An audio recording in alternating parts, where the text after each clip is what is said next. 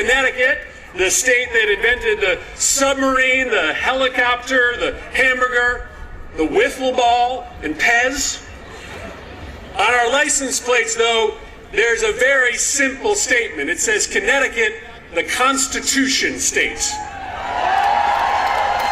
We were the first state to adopt our own constitution. In my state, we couldn't wait to be self-governed. We couldn't wait to throw off the yoke of control and censorship from us. Before any other state, before our founding fathers, we wrote down in Connecticut the simple words, no kings. And I'm here today to share with you some unsurprising news. We are not on the verge of an authoritarian takeover. We are in the middle of an authoritarian takeover. But Trump has not won. Our democracy is in peril, but it can be saved. But no one's riding to our rescue, and I just want to be clear with you about that today. No one's riding to our rescue. There aren't establishment responsible Republicans that are riding to our rescue. The mainstream media isn't riding to our rescue. There's no oligarchs riding to our rescue. It is up to us to save us. Now, recently, when I gave this warning that we are in the middle of that totalitarian takeover, one of my colleagues said, well, be careful. You don't want to scare people, but you guys can handle the truth, right? You guys deserve the truth, right? The truth is that Donald Trump is the most corrupt president in the history of the United States of America. The truth is that he is enacting a detailed step-by-step plan to try to destroy all of the things that protect our democracy, free speech, fair elections, an independent press, the right to peacefully protest. But the truth is also this: he has not won yet. The people still rule in this country. And today, all across America, in numbers that may eclipse any day of protest in our nation's history, Americans are saying loudly and proudly that we are a free people. We are not a people that can be ruled. Our government is not for sale. No king! No king! No king! Now, I want to be honest with you about what's going on, and you know it. As we stand here today, the government is shut down, and shutdowns are painful. They hurt people. And frankly, that's why there was not a single government shutdown when Joe Biden was president and Democrats were in charge of Congress. Because we acted like adults. We negotiated with Republicans. We found common ground. We kept the government open. But today, Trump is telling Republicans that they shouldn't even show up in Washington, D.C. The House Republicans have been on an unplanned vacation from D.C. for 5 weeks. And there's a couple reasons for that. First, they're trying to cover up for rich billionaire pedophiles. But second, because Trump does think that he's a king, and he thinks that he can act more corruptly when the government is shut down. But he cannot. He doesn't have new powers, extra powers in a shutdown. The President of the United States during a shutdown, or even when the government is open, does not have the power to send masked men into our cities and pull off the streets our peaceful neighbors and throw them into the back of vans and into prisons. He never has that power. Whether it's a shutdown or not, the President of the United States does not have the power to use the FCC and the Department of Justice to censor our speech, to tell us that we cannot speak truth to power when we are protecting our democracy. He never has that power.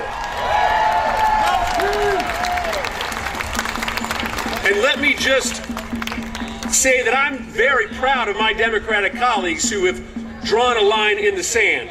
And let me just speak for myself for a moment about this shutdown. I will not vote for a budget that throws millions of people off their health care just to pay for a tax cut for billionaires and corporations.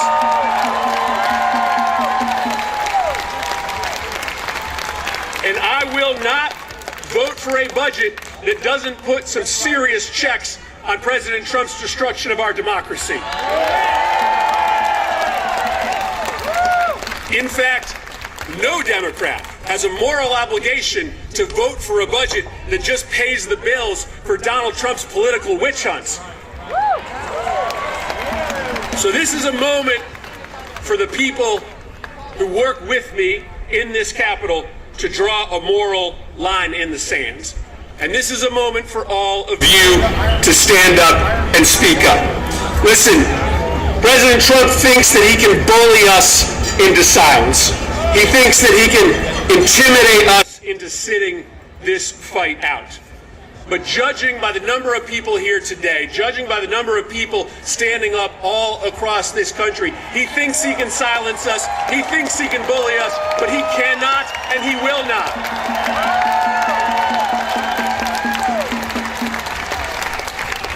And the last thing I want to say to you is this. It's a simple thing. I get it that when you wake up in the morning, like me, you are filled with anxiousness, with anger about what is happening in this country. But I also want you to feel something else. Because this experiment, 250 years in, this bold, revolutionary experiment of self-governance in a nation that is a melting pot, where we are stronger because our differences from each other, right? That is a miracle that it has lasted for this long. And every single one of us needs to understand that when we wake up every day, we have an obligation, a duty, a responsibility to fight hard to protect that bold experiment. So I wake up every day filled with that same anger and anxiety. But I feel lucky that I am on earth at a moment where I can stand up on my 2 feet and have something to say about maybe the most defining fight of our lifetime to protect American democracy from ruin. I feel anger and anxiety, but I frankly feel joy that I have something to say and that I can tell my kids and my grandkids that when the moment came, I stood up to protect and save American democracy from ruin. And so you got a lot of awesome speakers here today. I heard a rumor that a guy named Bernie Sanders is in the house. I understand the role that I play. I'm just the opening act for Bernie, all right? But listen, I'm super proud of being here with you. I'm optimistic. I'm bullish about our ability to win this fight, and it's because 400 years ago, in the small but mighty state of Connecticut, we wrote down on a piece of paper a really simple idea. In America, the people rule. In America, there are no kings. Thanks, Washington, D.C. Appreciate it. Go out there and fight for our country.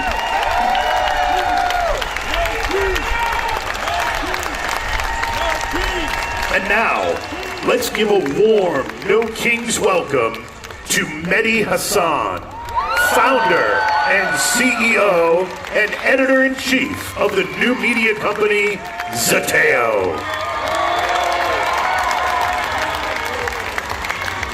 Ladies and gentlemen, brothers and sisters, friends, my name is Mehdi Hasan. I am a journalist, I am an immigrant, and I am a Muslim. I am everything Donald Trump loves. I am the Trump trifecta. I'm also a bit of a socialist, but shh, don't tell Stephen Miller, he alarms quite quickly. Can I just say, it is so heartwarming to see so many of you out here in D.C. today. D.C., make some noise. We need to make sure today that they hear us in the White House and in the Capitol. All week, I've heard Speaker Mike Johnson and Republican members of Congress say that this rally, the No Kings rally, is a hate rally. A hate rally. The people who can't get through a single day without hating on late-night comedians and overweight soldiers and Muslim politicians and Mexican immigrants and Palestinian refugees and black women and transgender kids and peaceful protesters and Mr. Freaking Potato Head, they are lecturing us on hate? Really? I'm not here out of hate. I'm here out of love. I'm here because I love this country. I love America. I love the First Amendment. I love our democracy. I love our diversity. Yes, our diversity. And I am not willing to sit back and watch our glorious American multiracial, multicultural, democratic experiment, our constitutional republic, destroyed by the guy from Home Alone 2. Not gonna do it. Because I did not inherit America. I did not inherit America. I chose America. I wasn't born here. I immigrated here. And we immigrants, we love this country often more than the people who are born here. Because we chose to move here, live here, swear an oath to the Constitution here. An oath that the guy down the street violates every morning and every night. The great irony is, of course, that Donald Trump is the son of an immigrant, the grandson of an immigrant, and married to an immigrant.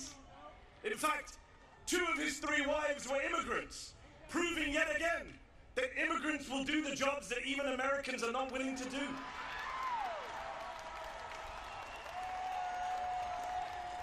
I immigrated here from the United Kingdom. You want to talk about no kings? The UK still has a king. King Charles III. But even he has less gold in his palace than Donald Trump has in the Oval Office right now. Even King Charles has more respect for democratic norms and traditions than the whiny authoritarian man-child trying to send troops into as many blue cities as he can.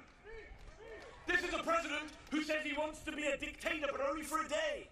Well, we are now 271 days into his wannabe dictatorship. He just went to see the Egyptian president Sisi, who is a military dictator, runs one of the most repressive regimes on earth. And he went there and he said, I want to praise your fantastic leadership and your low crime rates. This is who he loves.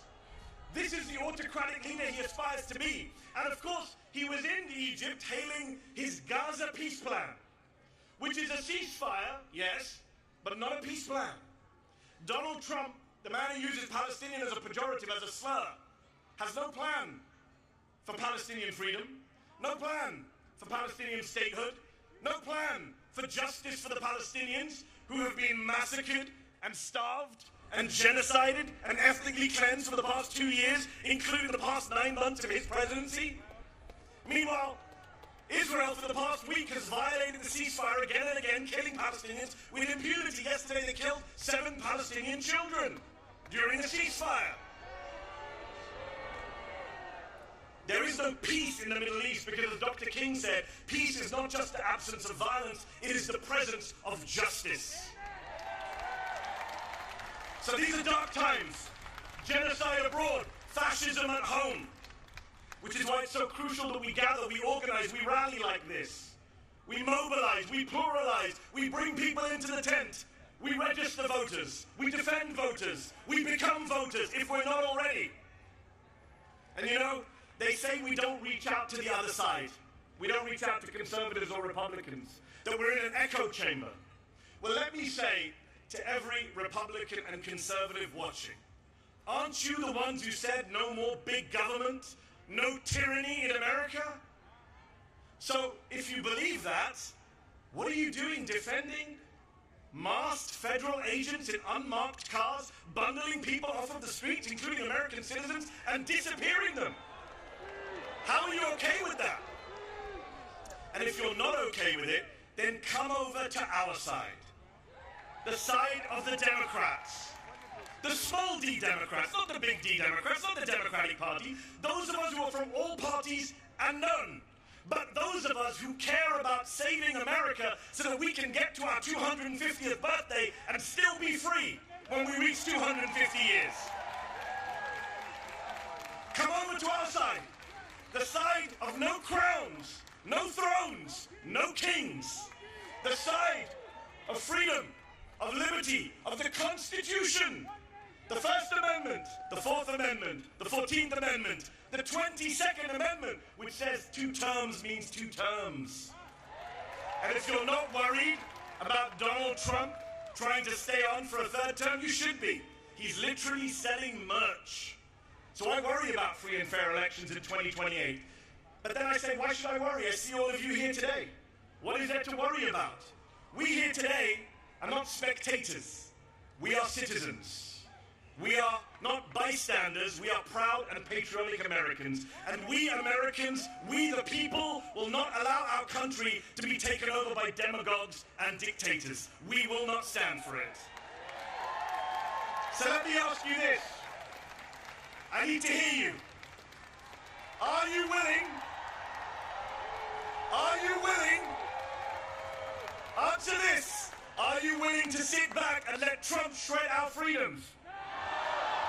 I can't hear you, DC. They need to hear you in the White House. Are you willing to let Trump shred our freedoms? Are you willing to sit back and bend the knee to fascists and white supremacists? Are you willing to be the Americans on whose watch democracy died? Good, because people power is our last line of defense. Remember this, Donald Trump has never, ever, not in 3 elections, won a majority of the vote. Never. And I'll say this to you. I'll say this to you. Here's the math that they are scared of. There are more of us than there are of them. We are the majority. Say it with me. We are the majority. They're not loud enough today, Jesus. Come on. Louder. We are the majority. Yes, we are. And we have no intention of losing our country, our democracy, our freedoms to that twice impeached convicted criminal and his gang of grifters. No way. We will out-organize them. We will outvote them. We will outlast them. Because when I see you all out here today, when I see you all out here today in your thousands, in millions across the country, I have hope. I have faith that America can defeat this fascist threat, this authoritarian mania, this MAGA cult, and save our freedoms. And I also have faith and hope that one day soon, the Palestinians will be free. Thank you very much for your time. God bless you all.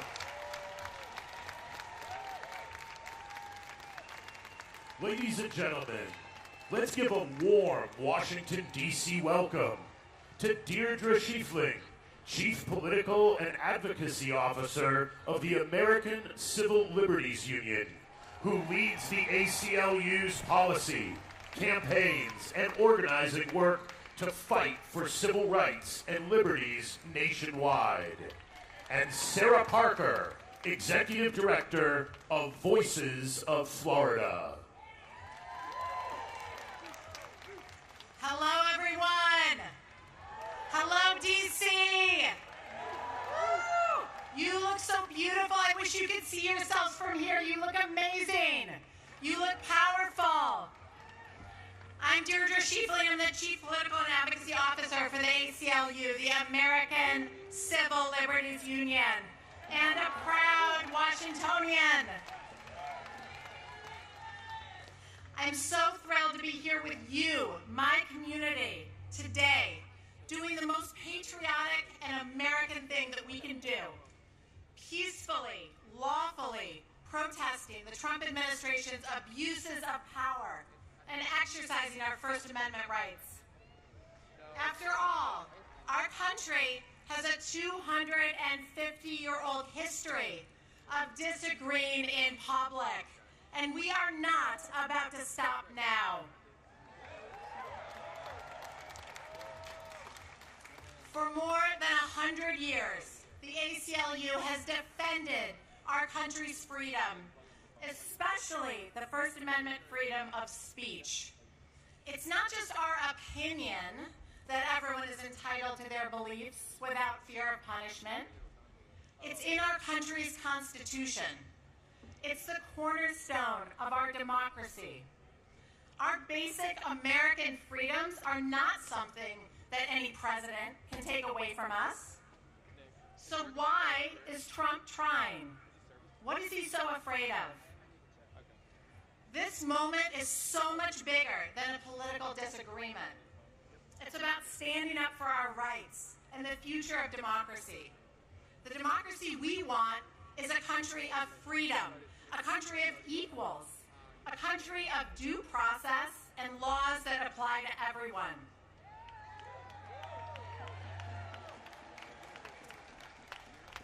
Not a country where masked ICE agents kidnap people out of their beds in the middle of the night, where they zip tie terrified children together. No.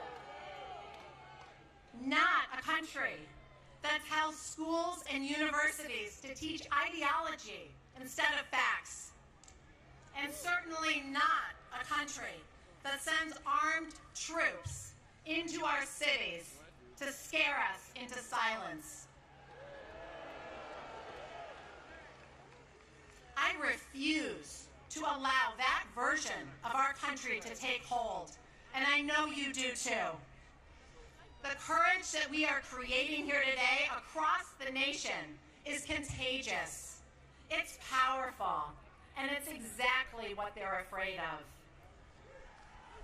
I want to tell you something I've learned. The best way to protect our freedom is to act free.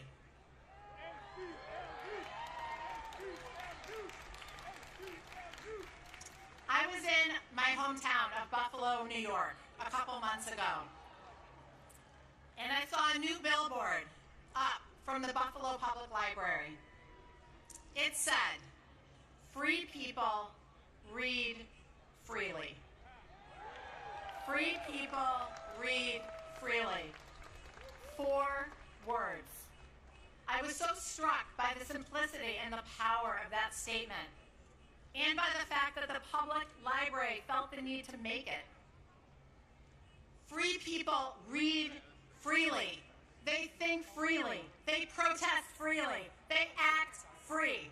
The best way to protect our freedom is to act free. Thank you for doing that today. Thank you for your courage. It's powerful and it's contagious. We live in a democracy and we are going to act free. And with that, I'll turn it over to Sarah Parker.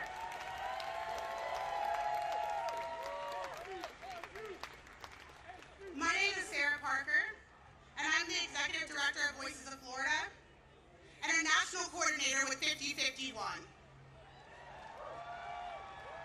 But most importantly, I am a Southern Black woman, a proud Floridian, and a mother. I was taught to speak up for what's right and to stand against injustice, to place my little hands over my heart and to believe liberty and justice for all meant something real. But what I once believed America was is being crushed under the boot of this administration. I should be at home with my children, raising them to believe in the promise of this country, not standing here demanding the rights that should never have been up for debate. I am honored to be here today, but this is not what I dreamed of. I never dreamed I'd be standing on a stage like this while millions of people are forced to march and protest peacefully in the streets because we refuse to stand by while this country slips into the iron grip of authoritarianism. And I ask this administration now, when we say with liberty and justice for all, who is all to this administration? Because this administration has made it painfully clear. It sure as hell ain't the people who need access to abortion care. It damn sure ain't the people and their families being ripped apart by deportation and kidnapped in the dead of night. It's not our LGBTQ communities and BIPOC communities being criminalized just for existing. And it damn sure ain't the people marching for justice while the National Guard is unleashed on peaceful protesters in their own streets. Contrary to popular belief, the fabric of this country wasn't woven by oligarchs, corporations, or power-hungry politicians. It was stitched together by workers, by immigrants, by Black and brown communities, by women, by queer folks, and by people who refuse to stay quiet in the face of injustice.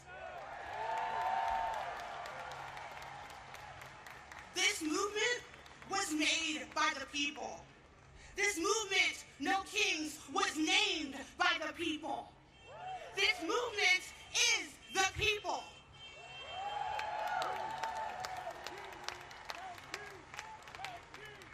And newsflash to this administration and for the people who need it, this country was built on protests. And some of the most important changes in our history happened because everyday Americans just like us. And now, those in power are trying to unravel it thread by thread, taking away rights, stripping away dignity, rewriting what freedom actually means. They've tried to silence us with fear. They've tried to gaslight us with lies. And politicians have stood in front of the cameras, smugly, I may say, peddling smear after smear. Because it's easier for them to smear the American people than to recognize what they're doing to this country. And where I come from, we call that cowardice.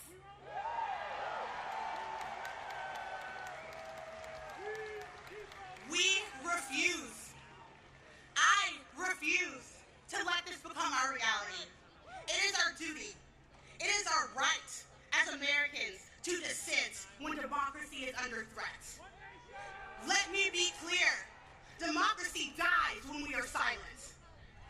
But democracy is reborn when we speak with courage. And authoritarianism cannot withstand truth. And it crumbles under the power of love and dissent. And as leaders before me have said, courage is not the absence of fear. It is the choice to act despite of it. And for what it's worth, I am proud of each and every courageous leader that is taking the streets today. We are peaceful because we know that's how real change is created.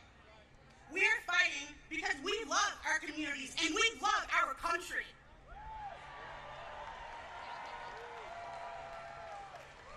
We are using our voices because it is our God-given American right. And anyone who says otherwise is not only lying to the American people, they are lying to themselves, and I don't know how they sleep at night. And like we say in the South, a hit dog will holler, and I'm hearing a lot of hollering come from the Capitol building.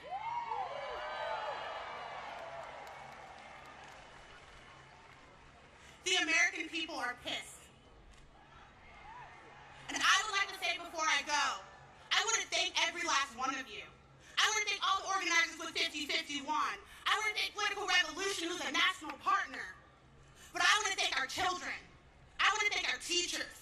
I want to thank your hearts for doing this and being out here in the street when they tried to make you afraid.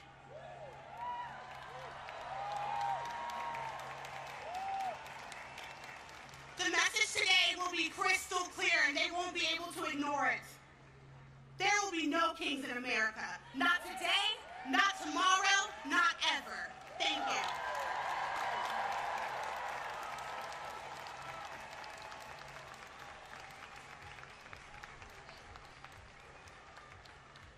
Please welcome to our stage Oliver Merino from Immigrant Legal Resource Center and member of El Colectivo de Familias Migrantes, and Afeni Evans, community organizer with the Fair Budget Coalition.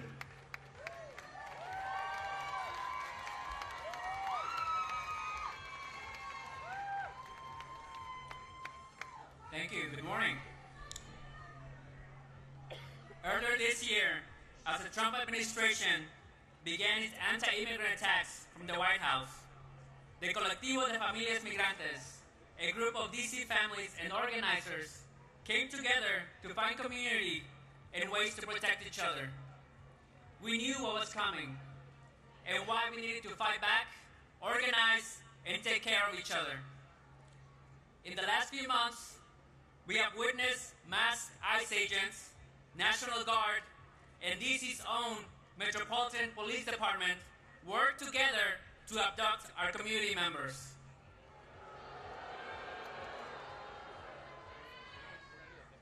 People have been detained while going to work, at local parks, in front of schools. Hundreds of people have been separated from their families their loved ones, and our community. This is still happening. Just a few blocks from here, people have been racially profiled, handcuffed, and put in vehicles and taken. Sometimes they're transferred to detention centers hundreds of miles away in states like Louisiana, Alabama, and Georgia, away from family and away from legal counsel. And to be clear, here in D.C., the anti-immigrant attacks have come not only from the White House, but also from our own mayor, Mayor Bowser. Mayor Bowser tried to repeal D.C.'s Sanctuary Values Act, a local law that limits collaboration between MPD, the local police, and ICE. But while politicians have failed us, it's been D.C. residents that have stepped up. We have seen our people go out and film ISIS abuses in the streets, share Know Your Rights information, provide mutual support to families of people detained, and organize to protect their immigrant neighbors. This is the moment to show solidarity, to reject attempts to dehumanize and criminalize our immigrant community, to hold our elected officials accountable, and to force them to stand up to an authoritarian administration that does not care about due process and people's constitutional rights. In order for the Trump administration to carry out its plans, it needs compliance from the public and from local governments. We must not comply. We need to do all that's in our power to protect immigrant families and our neighbors. We need us. We need you. We need each other to protect families, not feds. Thank you.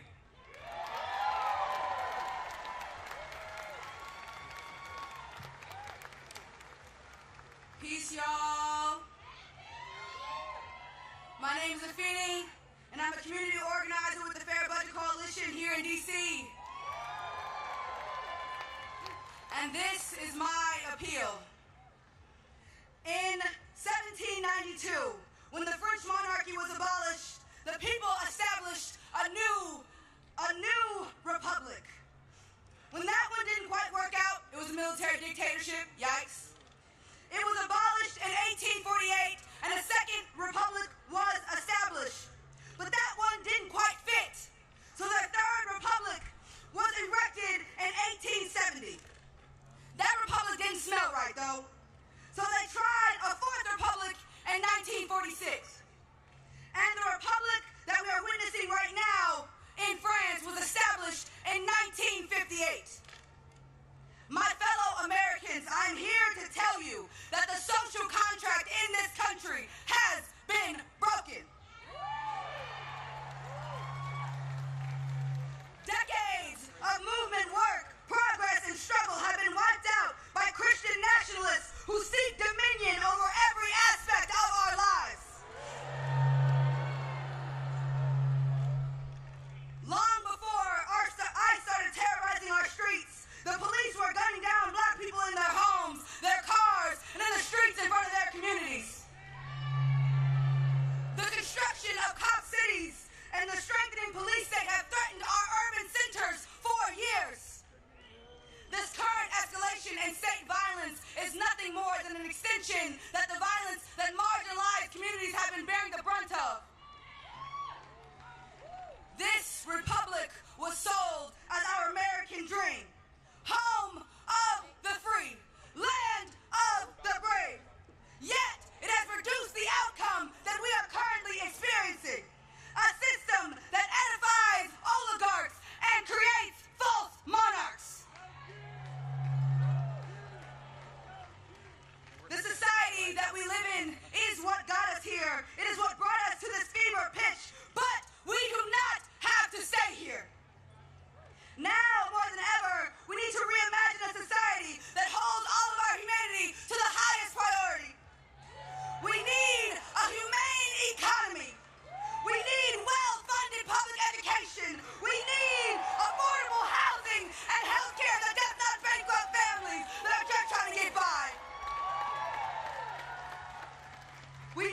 strategic youth investment in music, arts, and recreation. Our children need access to full, clean water and fresh food. In this moment, we need community, we need compassion, we need love and radical imagination, and most importantly, we need each other. Because the social contract has been broken, but we, the people, must revive it.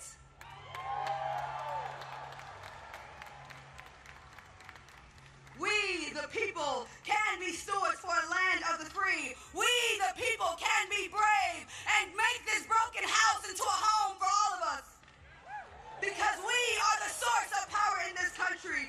Our labor, our taxes, and our faith keep this system going. So we must have the revolutionary hope that collectively we, the powerful people, have the capacity to create something better. I'm here to tell you that we must be audacious in our pursuit of fulfilling that generational mandate. Because with public sentiment, nothing can fail. And without it, this system cannot succeed.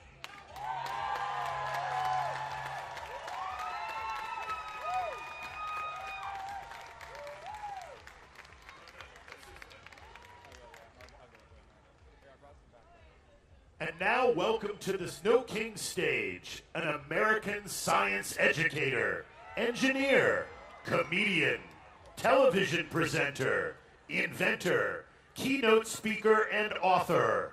He is a respected champion of scientific literacy who has challenged opponents of evidence-based education and policy on climate change, evolution, and critical thinking. Please welcome Bill Nye, the Science Guy.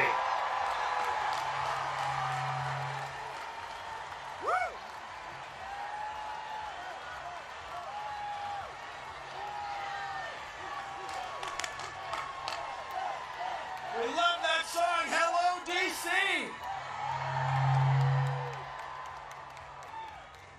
Fellow citizens, it is wonderful to see so many of us out here today. We are here for the same reason our ancestors gathered here in 1776. We want our government to run without a king. Our government is based on ideas embodied in the Constitution. Among other remarkable features, it guarantees our freedom to speak, as we're doing here today. Rather than doing one monarch's bidding, we have agreed to form a democracy, to work together, and to follow the laws that derive from it. No thrones, no crowns, no kings.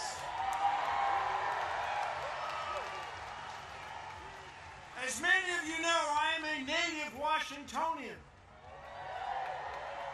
I grew up here within the city boundaries. And when you grow up here, the affairs of the federal government are very much a part of your life. I remember well sitting on my father's shoulders and waving to astronauts as we as a nation celebrated their accomplishments back in 1964. In 1964, that was the first year my parents could vote for president as citizens of the District of Columbia. We still do not have voting representation in the district. Someday, perhaps. I remember well Martin Luther King's dream and Resurrection City, the plywood structures on the National Mall erected to house protesters who came to town demanding equal rights and opportunities, barely a month after Dr. King had been assassinated. I remember well the Vietnam War. The mall was shoulder to shoulder, much as it is today. Traffic stopped citywide. The protest movement expanded. There were protests around the country, and the war was ended. We are protesting in the same fashion today.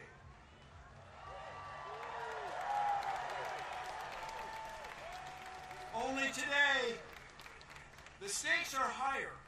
Rather than abandoning a war against an elusive, perhaps sometimes imaginary foe, we are confronting the possible end of our republic.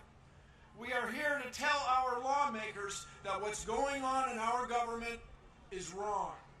They must stop the abuses of this petulant president and his circle of sycophants.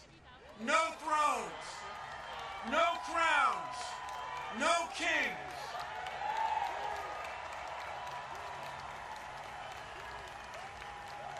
This president and his associates cannot tolerate dissent. To them, our free speech is frightening. They are arresting people and denying due process in courts. They tried to silence television hosts. They're trying to fire indict civil servants, prosecutors, judges, even their own cabinet members. But in this land, these sorts of actions are not new. In 1776, our ancestors had had enough. They declared independence from a king by means of a document stored safely right over there on Constitution Avenue in the National Archives. Although it was conceived 249 years ago, the Declaration of Independence describes a train of abuses connected with an absolute authority, a king with absolute power. No thrones, no crowns, no kings. Their king had refused to honor the law. Their king had refused to let lawmakers be elected. The king had made court judges dependent on his will. They cited the king sending, quote, swarms of officers to harass our people. Their language referred to, quote, cruelty and faithlessness scarcely paralleled in the most barbarous of ages. Their king was trying to, quote, render the military independent and superior to civil power. Our founders even censured King George for cutting off trade with all parts of the world. Did these actions sound familiar? 249 years later, no crowns, no thrones, no king. In short, the founders believed their king was, in their words, quote, totally unworthy to be the head of a civilized nation. No thrones, no crowns, no kings. Although the United Nations has been the world's leader, and although the United States has been the world's leader in science for decades, this president and the members of his cabinet even failed to accept scientific facts. Contrary to Article 1, Section 8 of the Constitution, they do not promote the progress of science. They suppress it to the detriment of our health, well-being, and international competitiveness. It is a formula for failure. How did we get here? It hasn't been one instance of abuse of the power of executive order by this president. It hasn't been just one twist in a court ruling. Instead, it has been years in the making. Enabled by this president, a group of Confederates has worked together to undo many of our traditions and understandings of fairness and of citizens' rights. And they've done this through an odd legal tactic to overwhelm our court system with legal game after legal game, trying to hold or impound money secretly in order to let legal deadlines pass, to pretend that people they don't know who are from different backgrounds are somehow not quite citizens and not worthy of respect under the law. No thrones, no crowns, no kings. Let us now raise our voices. We are here demanding a return to the rule of law. Let the world know that we will suffer no king. We will put the United States back on a course to lead the world in fair governance. Together, no thrones, no crowns, no kings. Thank you all. Let's change the world.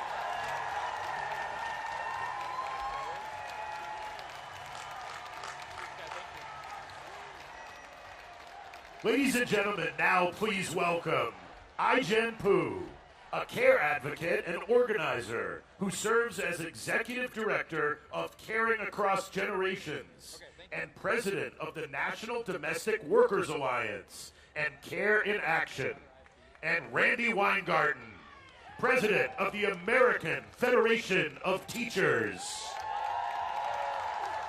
Hello, D.C. Let me hear you say no kings!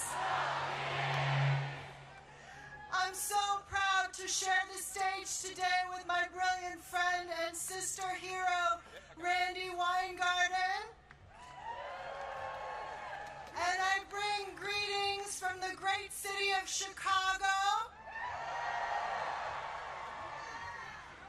And I bring love from the caregivers all over this country, caregivers and workers who guard the safety and well-being of our children and enable the dignity and agency of older people and disabled people in our lives all over this country.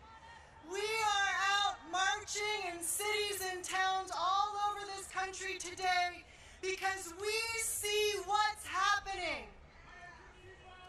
Parents unable to afford life-saving medicine for their children.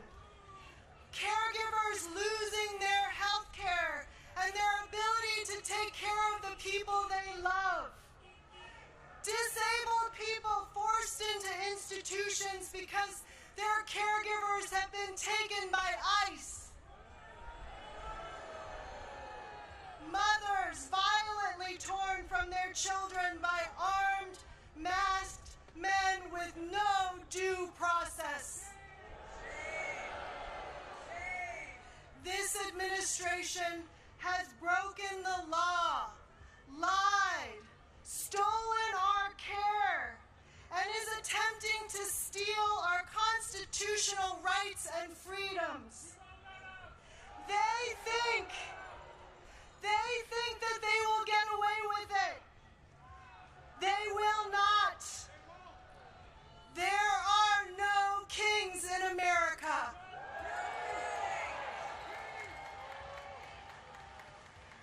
And you know what else I see?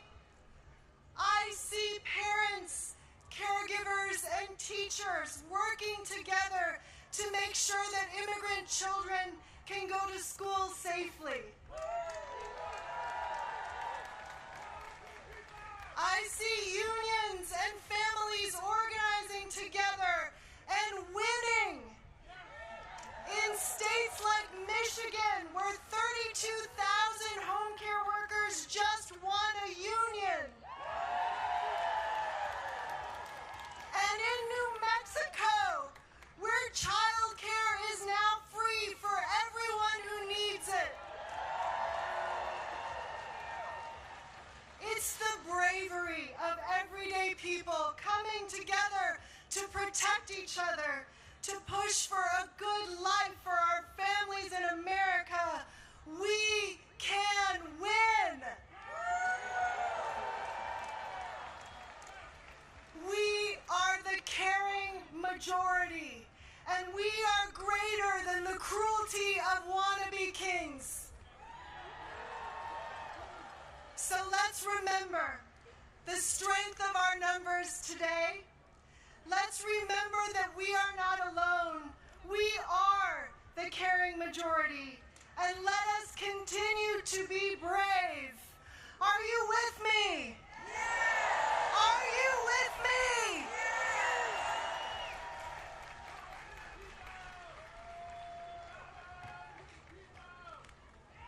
Thank you, Washington, D.C.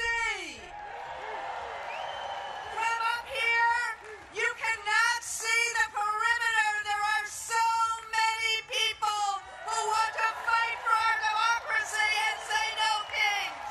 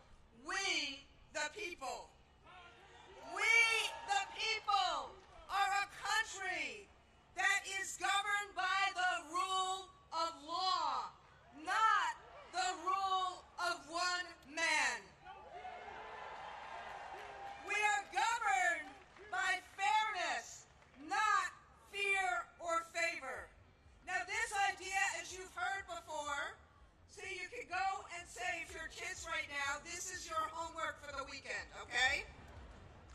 This idea has been a constant for 249 years, since the Declaration of Independence, and the notion made famous by the Gettysburg Address of a government by, for, and of the people.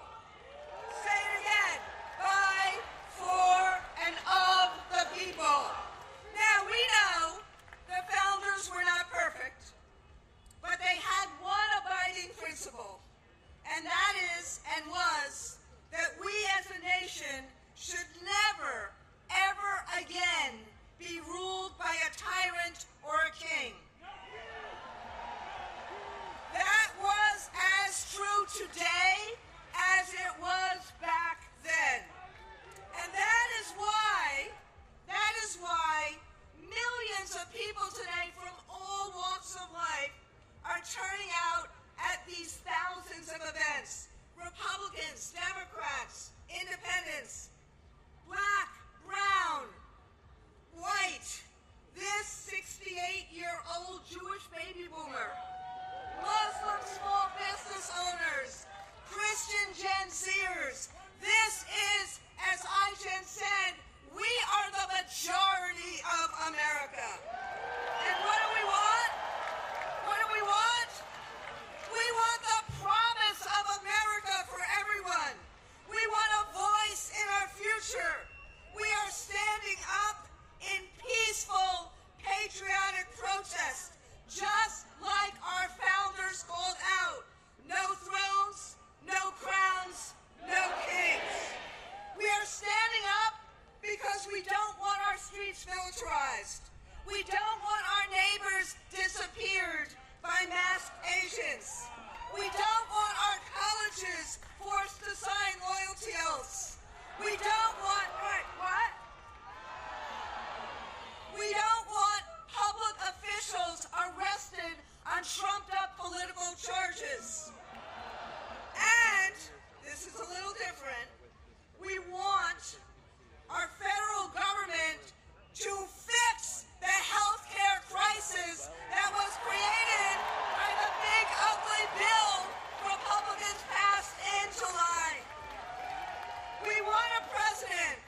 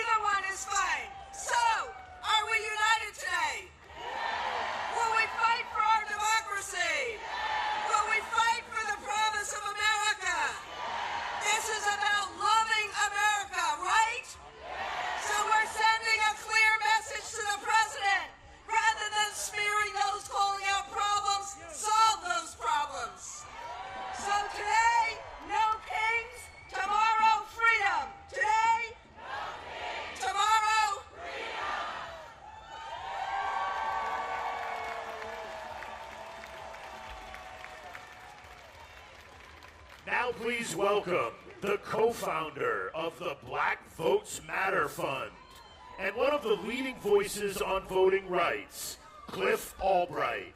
He is joined by 10th grader Zion, a youth student advocate from the Trigger Project.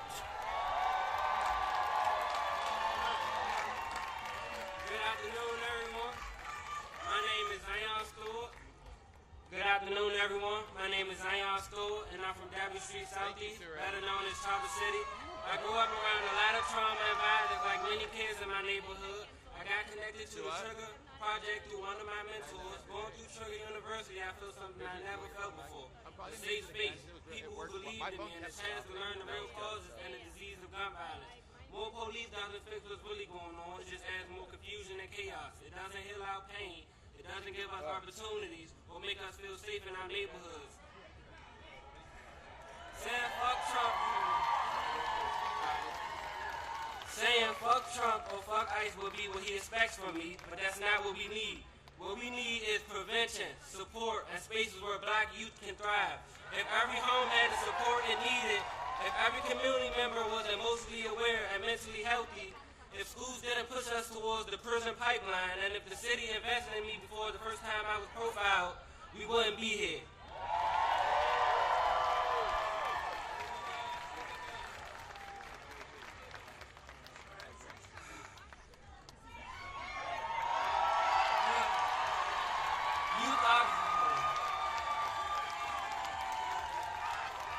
Youth are the solution, not the problem. We deserve to be understood, not blamed or preyed upon. Free DC, we are prevention. Thank you.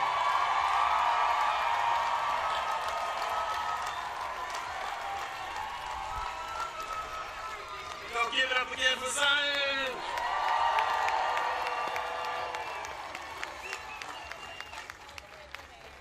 Last time I was here, speaking at a rally like this, was 2021 for the Freedom Rise, when Black Voters Matter and dozens of other organizations organized for voting rights legislation, like the John Lewis Voting Rights Advancement Act and the For the People Act.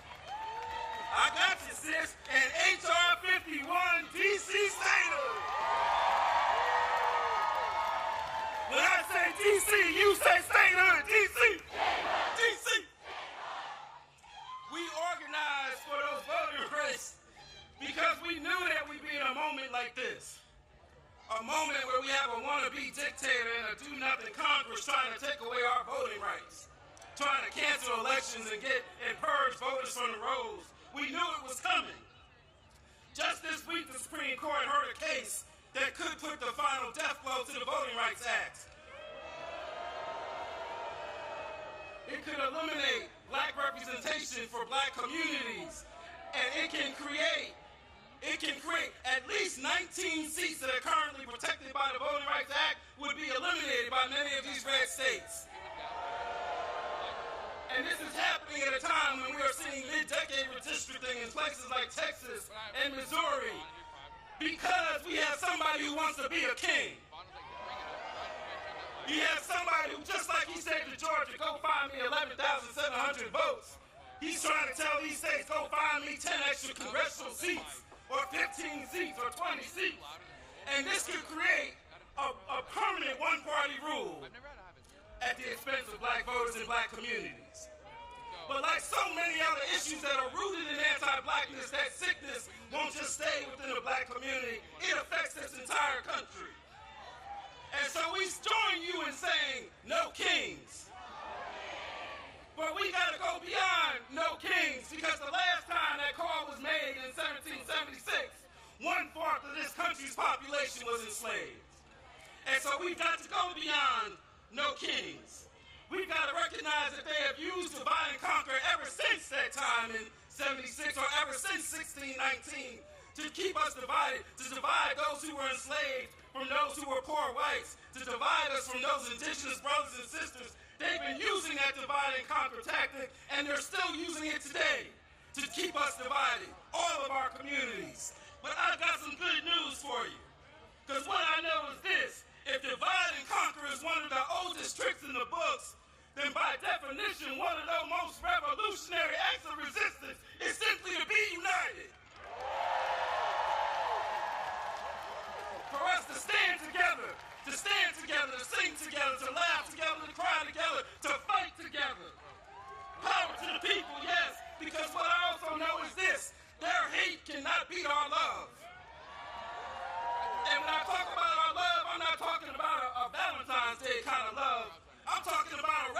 love. I'm talking about you might have to flip over the money, change the tables kind of love. I'm talking about a love that is merged with power, because those two things are not opposite, they go together. As Dr. King told us, power without love is reckless and abusive, but love without power is sentimental and anemic. That's what I'm talking about. He went on to say that power at its best is love implementing the demands of justice, and justice at its best is power correcting everything that stands against love. That's what we need. And when we have that kind of love and power, when we walk in that kind of love and power that sees all of our communities, from Vermont all the way to Memphis, from LA all the way over to DC, especially Southeast DC. When we walk in that kind of love and power, there ain't nothing that I want to be a small, petty dictator. There ain't nothing that he can do to stop us. Because when we walk in that kind of love and power, there's nothing that we can't do. But we've got to believe we've got that power. Do y'all believe? Do you believe? Let me hear you say, I believe. Let me hear you say it with all your heart from the depths of your soul. Say, I believe. Let me see you put a fist up and say it so loud that the wannabe small man in the White House can hear you say, I believe. And when we believe, then we will truly build the society that we want. And that society will have no kings. Thank y'all.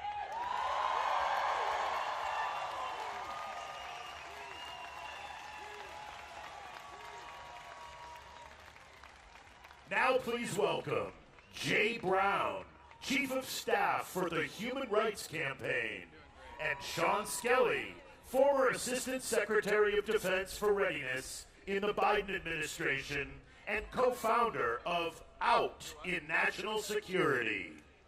Hello, D.C. My name is Jay Brown, and I'm with the Human Rights Campaign, the nation's largest LGBTQ civil rights organization in the country. And I'm here today as a proud transgender American. I'm here to say this is my country, too. You know, like so many of you, I came here today with my family and friends. My twin sister is somewhere out there in that crowd of people. And growing up, she fit the mold of what people expected.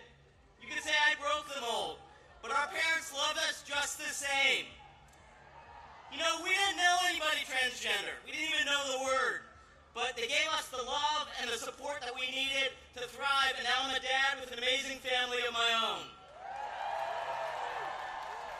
And I gotta tell you, that's what freedom looks like. The freedom to live, and to be, and to raise our families as we see fit. But this president, he has a darker vision for America. One where our families are told how to parent their children. Where our doctors are forced to forego their oaths to do no harm. Where the government is ripping families apart and hurting our people. They're cutting billions of dollars from HIV prevention and treatment. They're banning our books.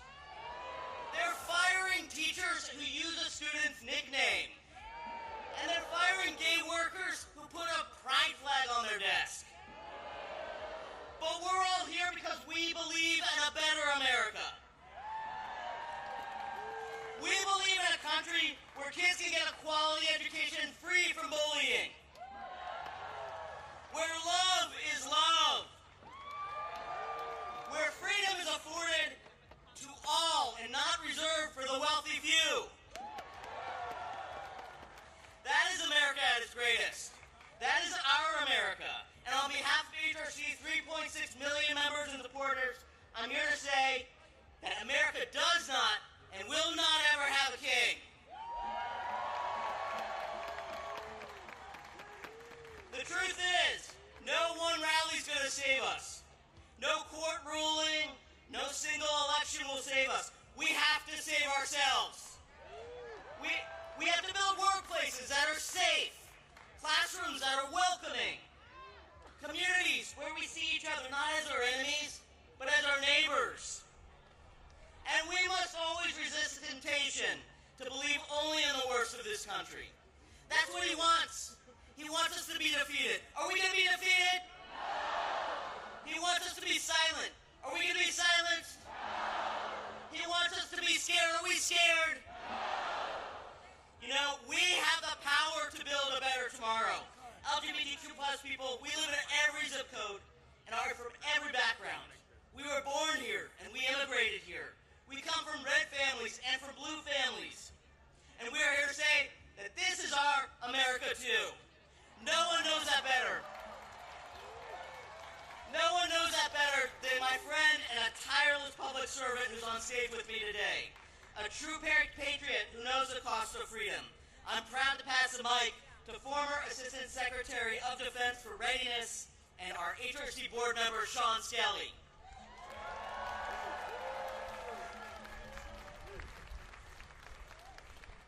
Good afternoon, D.C. As Jay said, I'm Shawn Skelly, a retired Navy officer, a former Assistant Secretary of Defense, and I serve on the board of the Human Rights Campaign. I'm an out-proud trans woman who loves our country, who's put my life on the line for our country and our rights, and I will fight for it now using all the rights that the Constitution gives us, and I swore an oath to defend. I was proud to recently serve alongside thousands of transgender service members who have served with honor, skill, and courage. They have protected us while their own Commander-in-Chief and Secretary of Defense have vilified them and denied their right to exist. Anyone who serves in uniform deserves so much better than what this tainted chain of command has to offer. This administration targets these brave Americans because of its wanton campaign to drive me and all of my transgender brothers and sisters out of our country, out of our society, out of the protection of our laws, and into some dark, dangerous corner that they are inventing. This wannabe autocrat can't allow transgender Americans to serve honorably and successfully in our military, which is the highest regarded institution in America, when they have chosen all transgender Americans, already some of the most at-risk and vulnerable people in this country, to be their autocratic other. The people to be feared, scorned, and blamed because of their shameless lies. Hateful lies that they tell about the danger that trans people supposedly bring to our society, and somehow upset the utopia that the dear leader promised us is around every corner. The American people respect those who put on their uniform, who protect them, and serve at the risk of their lives for people we don't even know. We're here today because generations of Americans have bet their lives and their families' future on the promise of a more perfect union. The oath I took 10 times over 35 years of service in uniform and as a civilian means to every person who ever took it in good faith, and I'm going to quote the former chairman of the Joint Chiefs of Staff, Mark Milley, "We don't take an oath to a king or a queen or to a tyrant or dictator. We don't take an oath to a wannabe dictator. We don't take an oath to an individual. We take an oath to the Constitution, and we take an oath to the idea that is America, and we're willing to die to protect it." To put it simply, no kings. We demand justice for our transgender service members. We demand justice and civil rights for every transgender American. We demand justice and democracy for every single American. No kings. Thank you.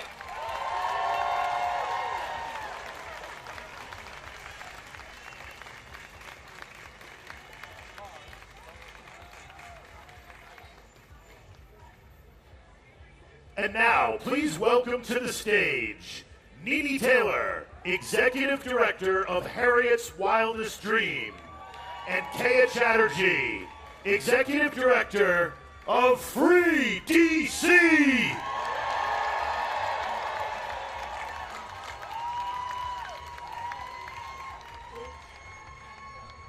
Welcome to D.C.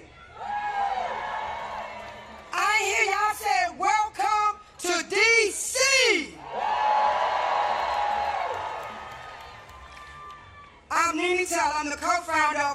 and executive director of Hers Wildest Dreams, named after our ancestor Harriet Tubman.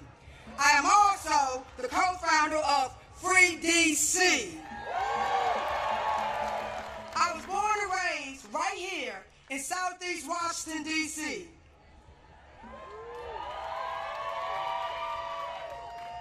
As many of you know, we are in a state of grief for the loss of our freedom fighter, Assata Shakur. We honor her life, her courage, and her teaching. She told us that we need a revolution of the mind and a revolution of the heart. These words still lead me, because this work begins in how we show up for one another, how we care for one another, and how we show up for one another. Washington, D.C. is a black home. We come here to Washington, D.C., that is what you came into Washington, D.C., that's what you're stepping into. A home built by black hands, held together by black love, guarded by generations who refuse to leave. The people of D.C. have been teaching, protecting, and fighting for this city long before most of you start paying attention. We have been living and breathing the consequences of racist policies, displacement, and over-policing since post-Civil War. We have been demanding and calling for D.C. to become a state. We need D.C. statehood now. D.C. statehood now. D.C. statehood now. On Monday, our Freedom Watchers were up at the D.C. courts until the cell block closed 2 o'clock in the morning. They were watching hearing after hearing after hearing of our neighbors being kidnapped over the weekend. We also have 300,000 black women who have been fired in the last few months. Most of those are federal workers right here in the district. And we just listened to lawyers argue at the Supreme Court that fixing the system to make it fair for black people somehow harms white people. This is what we're up against. This is what we are up against. Black people's freedom is being threatened by a failing democracy and have been punched by white fragile supremacy.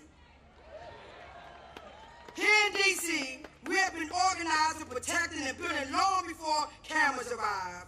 If you want help, listen to those who have been doing this work before Trump became in office, before all of this came to play.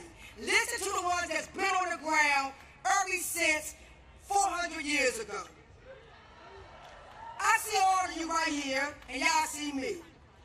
All of the applauses, and yet, when you all called to meet, when I call you to meet impacted black people, where will you be? Ask yourself, where will you be? Will our movements need funding? Where will you be? When you are invited to teach, to share your skills, to support, strategize, and to defend black people in public, where will you be? Solidarity is measured by what you do when you are called forward. Community is responsibility, structure, and work. It's both the noun and the verb. It's the people and it's the people in motion. It is how we build safety for each other. It's how we keep us safe. Who keep us safe? Who keep us safe?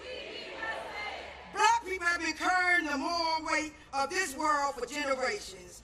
We have stood in the gap for every fight against oppression, from Palestine to right here in D.C., because we believe everyone deserves to be free. We are not free until all of us are free. And I'm going to leave you. Assata Shakur taught me once again, weapons of mass destruction and weapons of mass love. She said it's not enough to change the system, we must change ourselves.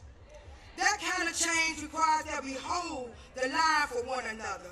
protest black people in public and in private. I see you. I see your faces, just like you see mine. Will you tomorrow? When I see you tomorrow, when I see you next month, when more of our rights are being stripped, and more of our black bodies are put in cages. Don't watch from the shadows. I charge you. I charge you to be on the front lines.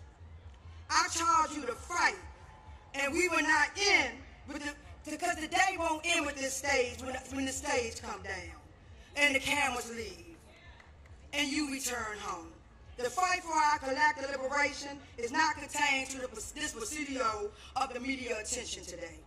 So again, ask yourself, where will you be? My charge is you don't comply. I want you to say no to the kings. We call them oppressors. And I want you to help us to free the land, to free the people, and free us all, and free D.C. Free D.C. Free D.C. Free D.C. Free D.C.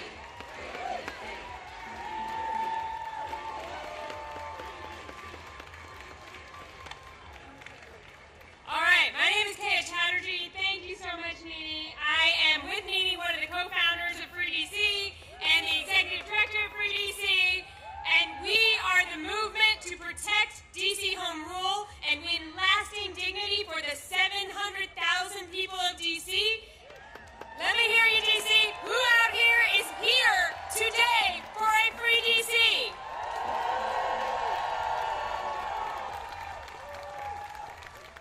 So DC needs to be free because what we are doing here today, right now, would not be possible otherwise.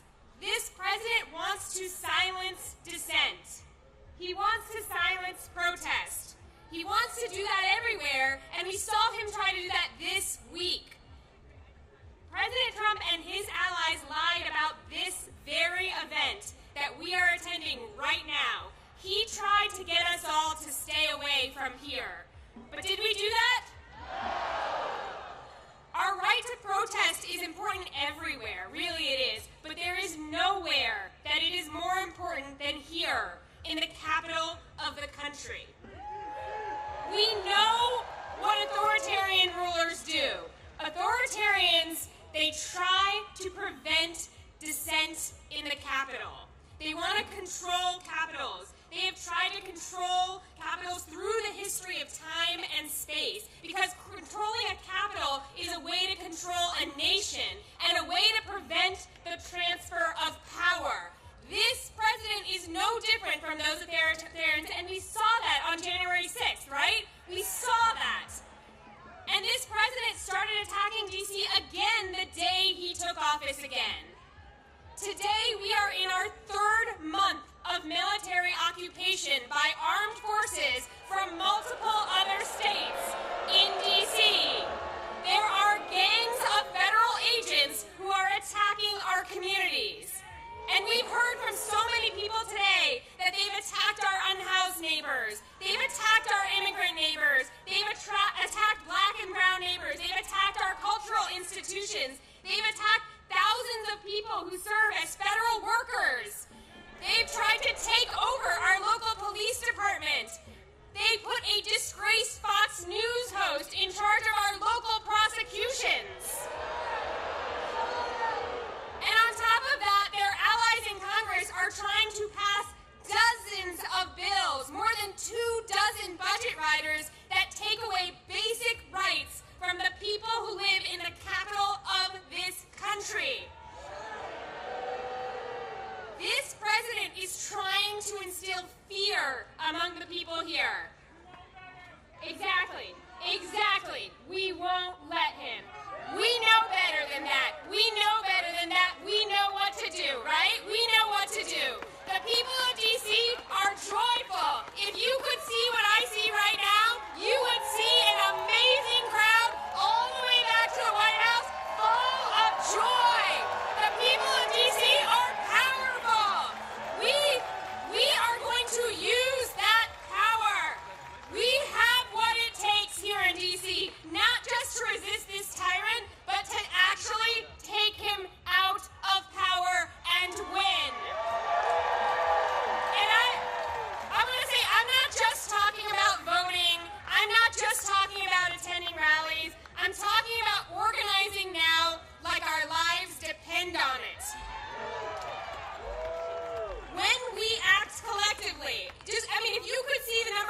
here, plus think of all the people in all the other cities. When we act collectively, we have so much more power than we realize. We have way more power than they do. We have power as workers. Who here is in a union? If you're not in a union, get in a union. Talk to your coworkers about collective action. We have power as consumers. We can choose to either fuel the companies that are profiting off of our oppression, or we can starve those companies. We have power as jurors.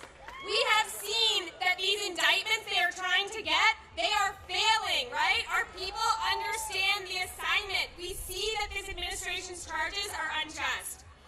We have power as taxpayers. We are all right now collectively funding this regime, and we have the power to slow that down, right? We know what's on our license plate here in D.C. What's it say? That's right. And we have power as community members. We can engage in our sacred duty to protect one another, to support one another in solidarity, and to reject this cruelty agenda that we're seeing unfold. And if those are things that you want to be a part of and you aren't already, come find the Free DC action tents. They're over to the right. I know it's like so crowded you can't even see where I'm waving here, but they're in John Marshall Park over to the right, and you can join the effort and the power it takes to win. We're also at freedcproject.org. What we have seen over the last 10 months is that every single time they attack us, if we respond, we grow stronger.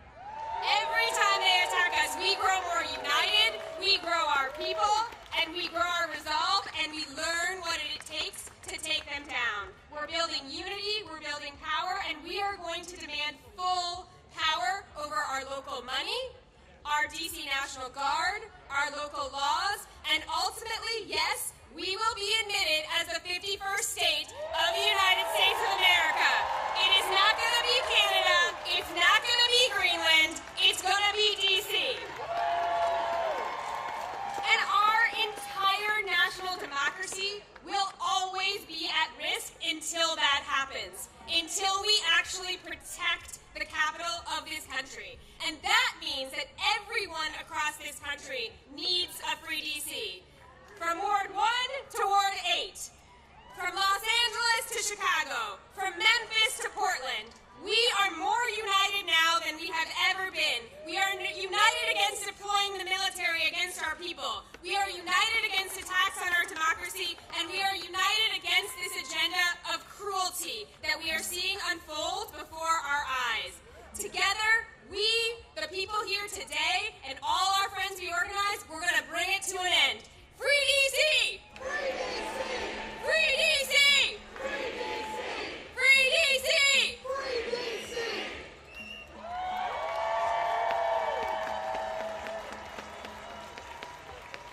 Washington, D.C., please welcome to the stage Leah Greenberg and Ezra Levin, co-founders of Indivisible.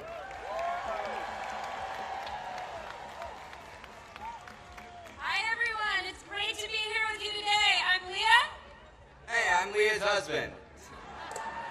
And we are the co-founders of Indivisible. We support a movement of thousands of local indivisible groups organizing in every state of the country. These are regular people who understand that saving our democracy is too important to be left to the politicians, and it's going to take all of us. Now I've got a question for you. How many kings do we have in America? We are in the middle of a sprint by Donald Trump, Stephen Miller, their MAGA cronies, to consolidate power and bully American society into submission. They have come for corporations and billionaires, for law firms and universities, for media and civil society. They are ripping families apart, and they are shredding our Constitution while they line their pockets in the biggest heist of all time. And the way they do it is they go on the attack. They make demands. They claim powers they don't have. They bully and they threaten to retaliate, and they see if anyone will push back. And if nobody pushes back, they win. and then they go on to the next attack. They're doing everything they can to convince us that they are all powerful, that they are inevitable, that they will win. And I need you to hear me. It's a lie.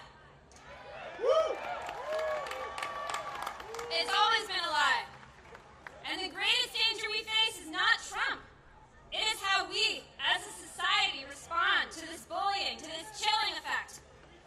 If we preemptively obey, if we shrink back, if we make ourselves small, if we do what they want in advance. Now we saw them try this play this week.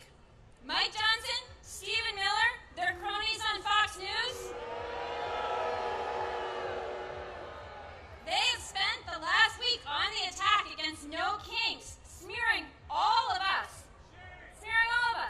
as anti-American. They tried to scare us out of gathering here today. And I've got a question for you. Are we afraid? Did they scare us off? Are we going to back down now? That's right, because what we are doing here today is as American as apple pie. We are standing up for our rights. We are standing up for our neighbors. We are here because we understand.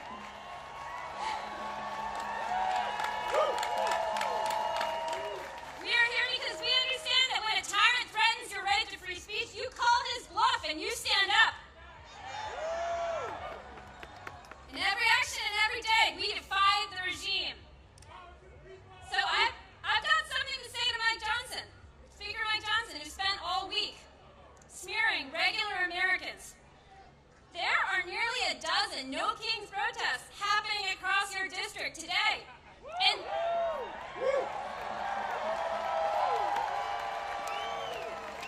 since you've not been doing your job for over a month now, I bet you've got time to stop by.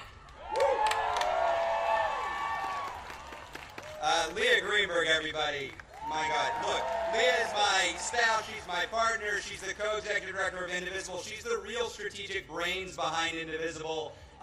We are indebted to her for her strategic vision. I'm biased, but I think we all agree. Look, I'm just here to tell a story. And I think it's important for us to tell the story of these First Amendment rights that Leah is talking about. And this story I want to tell is about the first No Kings Day. Who here was at the first No Kings Day? Whoa. No, I don't think y'all were there. This was a quarter of a millennia ago. This was 250 years ago, 1775. They called it the Continental Congress. They didn't have the branding we did. But it was the first No Kings Day protest. What they did, they brought themselves together in opposition to this would-be monarchical ruler who was steamrolling the American public. He was occupying and invading American cities. He was terrorizing American communities. He was picking out his favorites and persecuting his political enemies. He didn't believe in democracy at all. Can you imagine? Can you imagine such a ruler over America? It was bleak. It was bleak. So what did our fellow Americans do? They put together a No Kings rally to give us a constitution. That's what they did. That's our history. Whose history? Whose history? Whose history? Look, this is a big experiment in self-government. A government of, by, and for the people. Nobody here is under the illusion that this was a perfect union. That's not what we created. This was a compromise of rich men, of white men, of slaveholding men. But this imperfect union that they put together, it also gave us some fundamental rights to make it more perfect.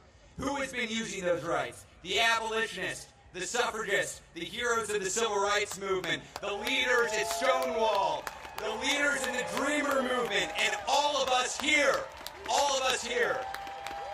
Whose rights? Our rights. Whose rights? Our rights. Ben Franklin, that lovely Benny, what did he say? Benny told us all, when asked what they had created, he said, a republic if you can keep it. Who's going to keep this? Who's keeping this republic? That's right. We love this country enough to demand more of it. You know who doesn't want us to make any demands? This regime. The tech fascists, the billionaire backers, they want us lazy and pliant and docile. They want us alone and afraid and powerless. Are we powerless? Are we alone? Damn right or not, as I stand here today, Elon Musk, remember that guy? He's out of the White House. Jimmy Kimmel, back on air. And for the last week, this regime has been quaking in its jackboots at the thought of 200,000 people in D.C. outside the Capitol where Mike Johnson isn't working and hasn't been for the last month. You know what it turns out? It turns out that we're braver than the billionaires. Who's braver than the billionaires? Who's braver than the billionaires? This is my favorite part, folks. I get to name some names. Jeff Bezos, who took a respected pro-democracy institution that had the slogan of democracy dies in the darkness, and he turned the slogan into corruption, capitulation, cowardice, shame. Mark Benioff, y'all see this guy in the news, the head of Salesforce, who's welcoming troops into San Francisco? This guy who is begging to give artificial intelligence to ICE to triple their size? Shame. Daniel Ek, y'all don't know who Daniel Ek is, do you? The CEO of Spotify, which right now is robbing from musicians and running ads to recruit for a secret police force that terrorizes our communities. Mark Zuckerberg, end of story. Need I say more? But we're not just booing, y'all. We're not just booing, we're organizing. This is a movement of everyone in this country who is taking a side. We are taking a side. It is a time to choose that side. Are you on the side of the MAGA forces, of the Nazis, of the billionaires? Hell no. So I ask businesses, universities, churches, which side are you on? We're on the people's side. Which side? Look, nobody on this stage has told you there's no need to have fear. We see what this regime is doing. We see them rattling their sabers. We see them sending troops into communities. We see them zip-tying children and dragging them out of apartments. We see this. This movement, the 200,000 of us here, this movement is not a fearless movement. It's better than that. It's a brave movement. The other side wants to suppress dissent, chill free speech, and come after their opponents. We're not here because we're fearless. We're here because we're better than fear. We're braver than billionaires, and we're bigger than ever before. We're going to win this, y'all, because we believe, as all Americans believe, we don't do kings here. How many kings? How many kings? Now, we had a little bit of extra time in the program, and a guy in Vermont with some ideas about this wanted to come up. So let's have him out.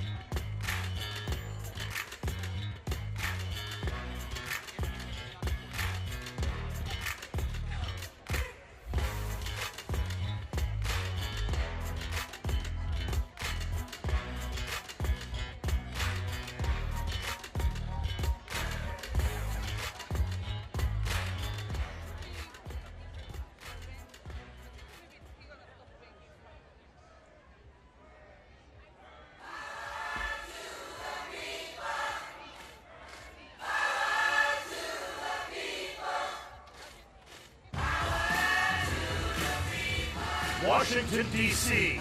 Are you ready? Here we go. Please welcome the senior senator from the great state of Vermont, the Honorable Bernie Sanders.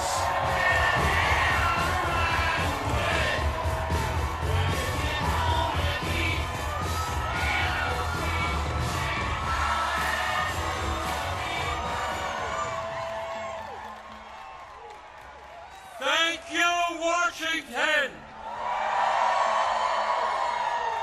Thank you, Indivisible.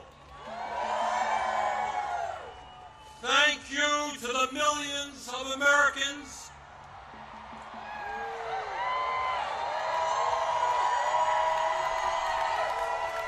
from our smallest towns to our largest cities in every state in our country who are gathering today at thousands of rallies. Mike Johnson,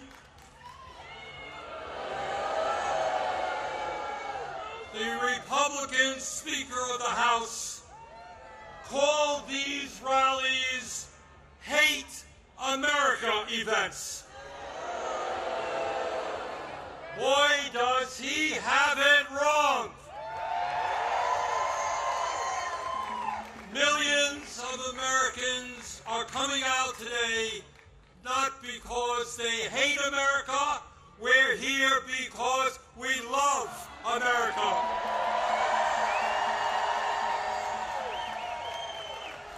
We're here because we're going to do everything we can to honor the sacrifices of millions of men and women who, over the last 250 years, fought and sometimes died to defend our democracy and our freedoms. In 1776, with extraordinary courage, the founders of our country announced to the world that they would no longer be ruled by the King of England. A king who had absolute power over their lives. They demanded freedom. And to bring that about, they fought a bloody war against the British Empire and the most powerful military in the world. Tens of thousands of Americans died in that 8-year war, but our forefathers fought on and they won.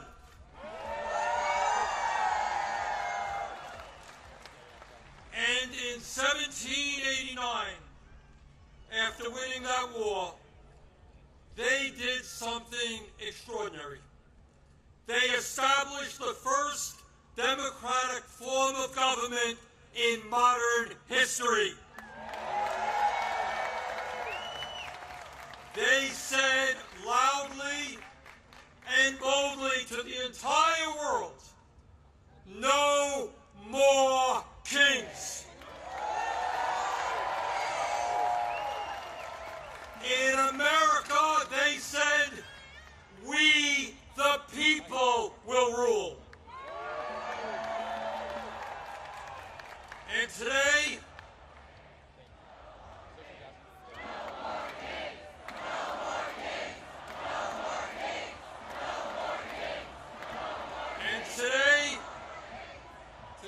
in the year 2025, in this dangerous moment in American history, our message is exactly the same.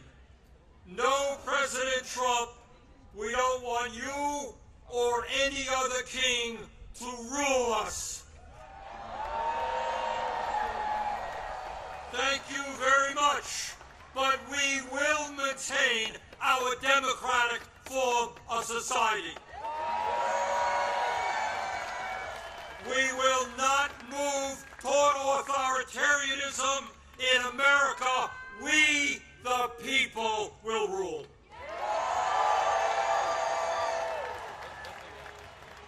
When he was sworn in as the nation's first president, George Washington called this attempt at self-government, quote, an experiment entrusted to the hands of the American people, end quote.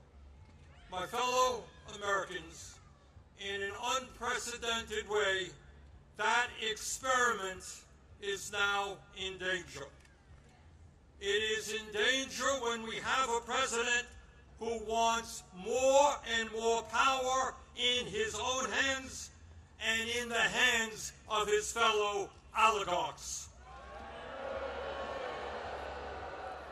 It is in danger when we have a president who claims that peaceful protests in Portland, Oregon, or Chicago, Illinois, is an insurrection, and calls in the U.S. military, and then threatens to arrest the mayors and governors who resist them.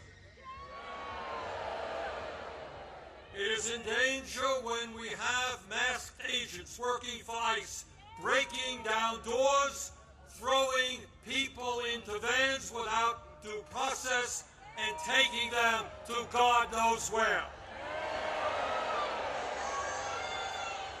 It is in danger when we have a president who sues and intimidates the media, who wants no criticism of him and his policies, and who undermines the First Amendment of our Constitution, the very foundation of American democracy.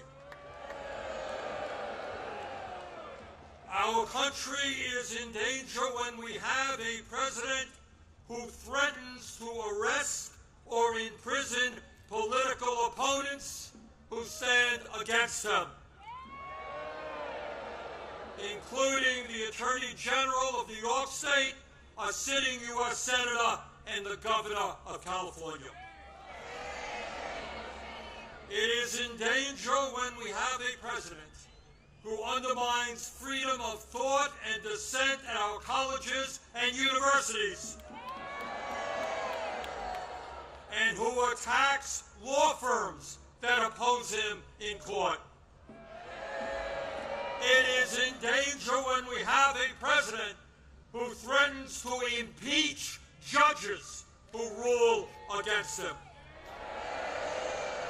It is in danger when we have a president who ignores Congress, refuses to spend money that Congress appropriates, and takes away money from states who voted against him.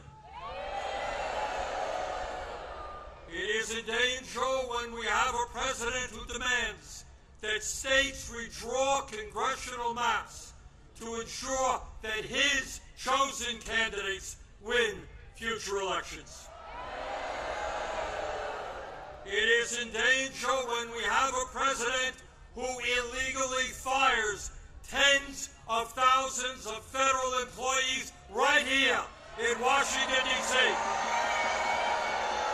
and throughout our country, and rips up union contracts that workers have fought for and won.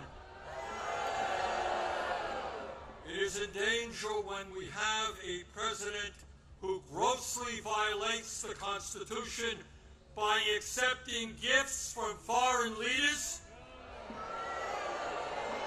including a $400 million plane from the royal family of Qatar, and then allows that family to build an Air Force facility in Idaho. Let us be clear. This moment is not just about one man's greed, one man's corruption, or one man's contempt for the Constitution. This is about a handful of the wealthiest people on earth who in their insatiable greed have hijacked our economy and our political system in order to enrich themselves at the expense of working families throughout this country. Yes, yeah, I am talking about Elon Musk, Jeff Bezos, Mark Zuckerberg, and the other multi-billionaires who were sitting right behind Trump when he was inaugurated. Remember that? The very same billionaires who funded his campaign, who have bestowed gifts upon him, and who have seen huge increases in their wealth and power since Trump took office. Yeah, yes, I am talking about the insanity of one person, Mr. Musk, owning more wealth than the bottom 52% of American households. I'm talking about the incredible injustice of the top 1% in America now owning more wealth than the bottom 93%.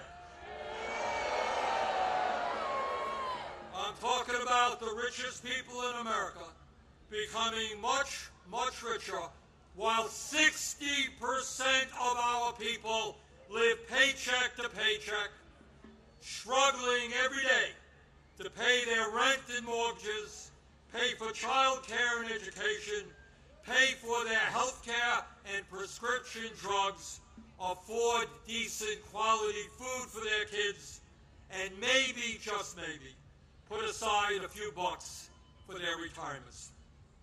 I am talking about our nation, the richest country in the history of the world, having the highest rate of childhood and senior poverty of almost any major country on earth.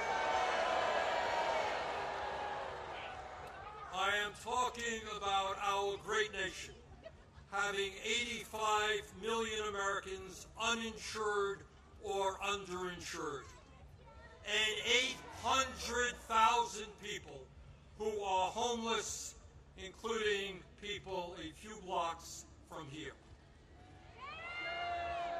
All the while Mr. Musk is on his way to becoming a trillionaire. I am talking about the incredible danger of the richest people in this country pouring hundreds of billions of dollars into artificial intelligence and robotics, which in the next decade will decimate tens of millions of jobs for the American working class. I'm talking about a billionaire class who believe that they have the divine right to rule, and who not only want massive tax breaks for themselves, but who reject any form of accountability or checks on their power. My fellow Americans, we rejected the divine right of kings in the 1770s. We will not accept the divine right of oligarchs today.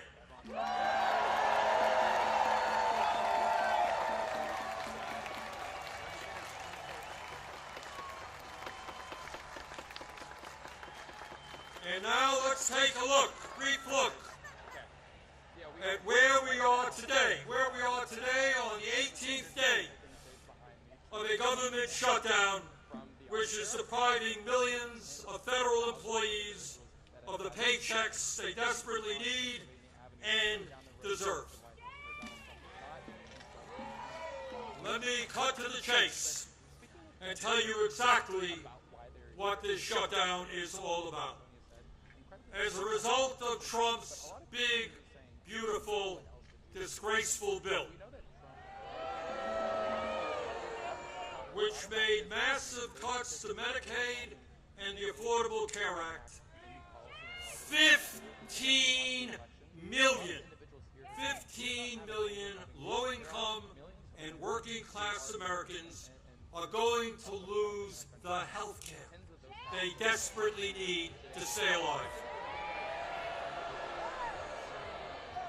My friends, studies suggest that when you throw those 15 million people off of the health care they presently have, 50,000 of them will die unnecessarily every single year. 50,000 Americans will die unnecessarily every single year. But that's not all. As a result of that same terrible piece of legislation, over 20 million Americans are going to see on average a doubling of their health insurance premiums through the Affordable Care Act. In my state of Vermont just the other day, people received notices from insurance companies that their health care premiums in some cases would triple or quadruple. And that is going on all over the country. At a time when we already pay, by far, the highest prices in the world for health care, millions of Americans are going to see outrageous increases in their health care premiums, which they cannot afford. Why is that happening? Why are the Republicans making a broken health care system, a dysfunctional health care system, even worse? Why are they bringing our health care system to the verge of collapse? We all know the answer. We all know the answer. It was to give $1 trillion in tax breaks to Mr. Musk, Mr. Bezos, Mr. Zuckerberg, Mr. Ellison, and the rest of the 1%. $1 trillion in cuts to Medicaid, and the ACA, $1 trillion in tax breaks for the 1%. That, my fellow Americans, is what this shutdown is all about. And let me be as clear as I can be. No, I will not vote for a budget that throws 15 million Americans off their health care.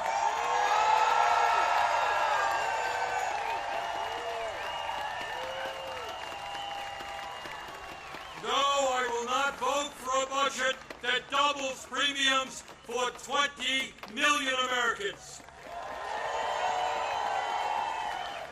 No, I will not vote for a budget that forces nursing homes, rural hospitals, community health centers to lay off staff and close their doors throughout this country. All to give huge tax breaks to the billionaire class. So today, right now, I say to my Republican colleagues, come back from your month-long vacation.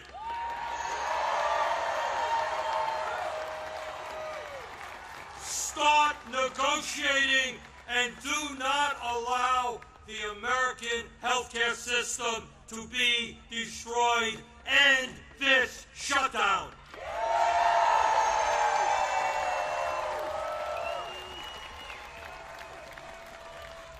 My fellow Americans, we are the greatest country in the history of the world.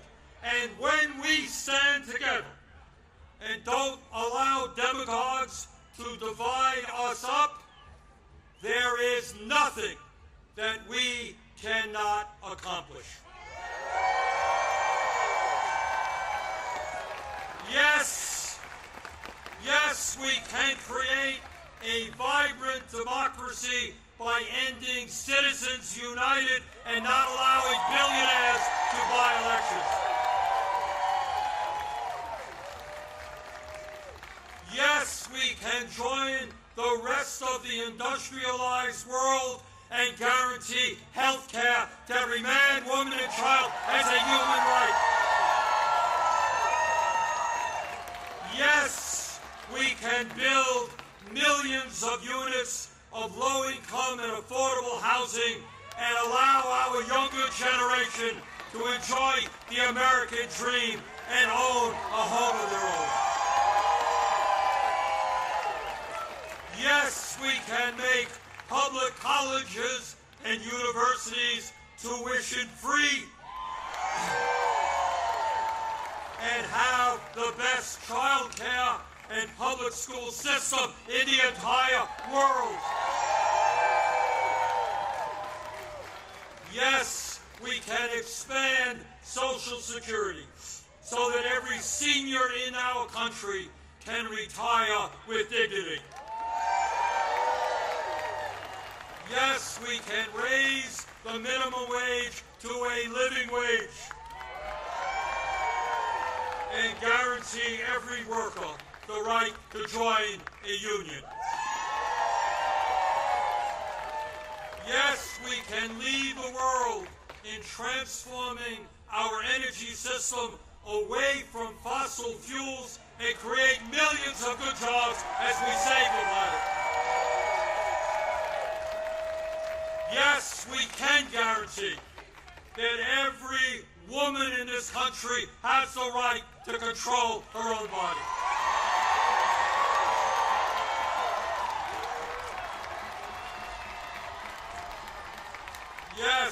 Yes, we can have a foreign policy that guarantees that never again will American taxpayer dollars be used to starve children in Gaza or any place else.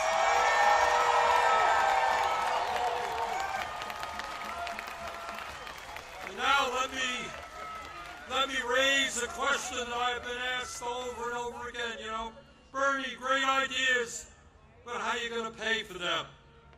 Great question. Thanks for asking. And here is the answer. At a time when the wealthiest people in America have never, ever had it so good. At a time when billionaires are paying an effective tax rate lower than a truck driver or a nurse. Yes, the top 1% and large profitable corporations will pay their fair share in taxes.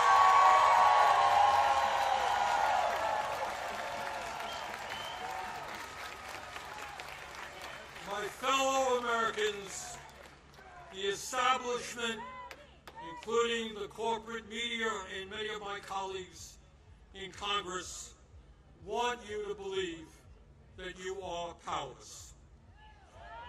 They want you to believe that you cannot change the status quo.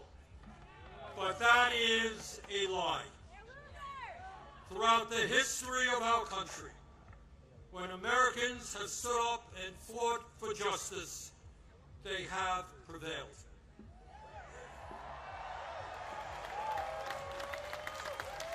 When the founders stood up to King George, they were told it was impossible, but they won. When abolitionists fought to end slavery, they were told it was impossible, but they won. When workers organized to form unions and stood up to their bosses, they were told it was impossible, but they won. When women demanded the right to vote, they were told it was impossible, but they won. When black Americans fought to end segregation, they were told it was impossible, but they won. When the LGBT community stood up for their rights, they were told it was impossible, but they won. Brothers and sisters, they did it then, we can and will do it now.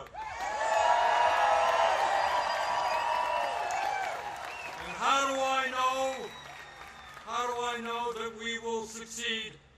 Take a look at this huge crowd right here in our nation's capital.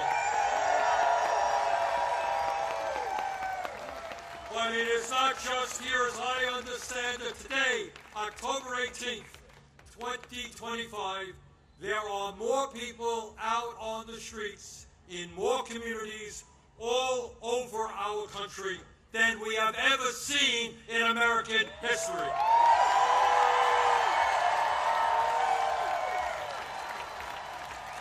Brothers and sisters, this is not the end. This is just the beginning.